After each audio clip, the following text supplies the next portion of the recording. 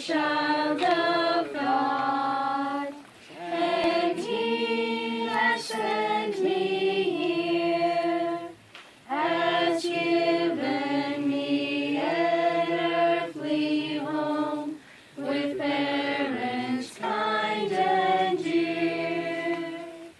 Lead me, guide me, walk beside me, help me find a way. Teach me all that I must do to live with Him someday.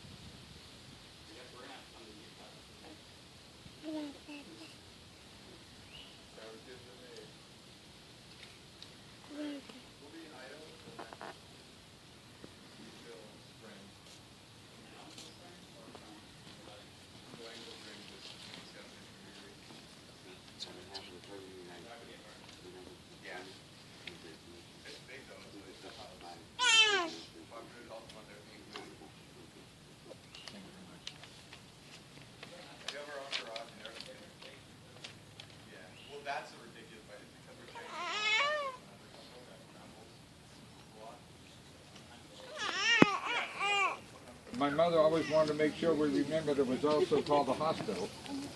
And that's where Philip was born. And I was about 5 or 6 years old, standing outside on the hill, and my mother came out just like the Queen of England. And she would wave to us, and she had the baby, and that was my introduction to Philip. My second thought of Philip was, he was 2 or 3 years old. My mother had one of her whims where she decided to paint everything either dark blue or purple. She was having a tough time in her life at that time. We're not sure why. It could be the fact that she had 9 children. When I came into the bedroom, prior to my mother coming up, she had just called us for supper. Philip had taken the paint, the whole gallon of blue paint, and decided he'd wear it as a hat. And so it covered him and the walls and the rug and everything related to the backyard.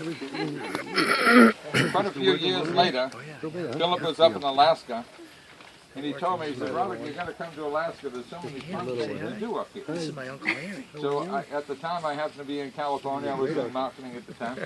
So I flew up to Alaska. We wanted to climb the Mendenhall Glacier, but you can't do that anymore. And we climbed something called the Herbert Glacier. We're out in the boondocks. Philip got up on top of it, and he said, just in case the Spanish hadn't done this, he claimed the glacier for America. And I said, Phil, we took it from the Russians. So.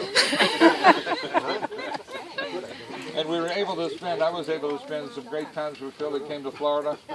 He got a CDL license, became a truck driver. He went back and became a mentor to 2 of his nephews who run the American Environmental Container Corporation. And with Philip, he lived in that home for 8. something of that nature, quite a few years, and that's where he passed. It was his decision not to take medications and things like that to fight what he had, and rightly so. The doctor had told him it probably could increases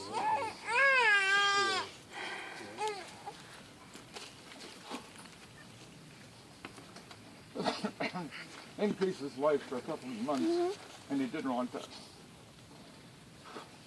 But my memory will be of he had a cat. There was a wild cat out in the desert in Arizona, and this cat was the size of a bobcat. I think it was half and half. Every time I would go to the door, that cat would take out. As soon as Philip stepped out, and he and I got up about 5 o'clock in the morning, that cat would come down the side of the hill and just sit there and just go in his lap. It was a phenomenal thing to see. So I'll miss my brother. He was a very, very nice person. One of the things our father had taught us was a work ethic. And Philip learned that work ethic. What he learned from our mother is humility and how to love people and how to tell them you love them. Thank you. Jan? Young children like we have here, this type of thing is very boring. But I have to tell you that Philip was not boring. He never was boring. He had stories that he could tell you that all he could do was laugh, because he was just a happy person. He never would dwell on anything that was negative. He always wanted the positive. And the other thing about him that was really interesting is he never judged anybody. He never said anything bad about anybody. If anybody said anything bad about somebody, he'd just say, well, this is the good side, and he'd switch it around. One of the first memories I remember of Phil was a few months before he was born. My mother would take us all for a walk, and of course she was she was probably 8 or 9 months pregnant, and she was very, very big, and she had all these babies, and we're walking along the carriage on a wooded road, and she said to me, well, I know what I'm going to call him. I said, oh, that's good. I was always mad, because I said, you having another baby? Because she would be sick, and I'd take care of all these babies. And, well, Diane took care of them better than me. I did the cooking for all the babies. But she said, I'm going to call him Philip. And she said, and for a nickname, I'm going to call him Flip. She was so excited. And I stood there. She's pushed me down, and I said, I am not going to call my brother Flip. It sounds terrible. I said, this is awful. And she said, it's my baby, and I'll call him who I want. But she called him Philip. Actually, she had no nicknames for anybody. This was Robert. This was Stephen. Everybody, Marcia, none of us had a nickname. Whatever she called us, she called us. But the thing about Philip that was so wonderful being with him, and the cat that Robert told you about is he's about 35 or 40 pounds, biggest cat I ever saw. And he'd come down off the mountain and jump onto the patio and sit on the table and wait till Philip fed him. So that cat is going to miss Philip because he loved the cat. But Philip, the spirit was with Philip in a strong way, and Philip didn't mind leaving. He minded that he wasn't going to spend more time with his daughter Kelly, but he didn't mind leaving. And we would sit and talk about what he was going to see when he left. And he was real excited about some of that. And I have to tell all of you here that my mother's birthday was June 14th. And I think that Philip was a birthday present.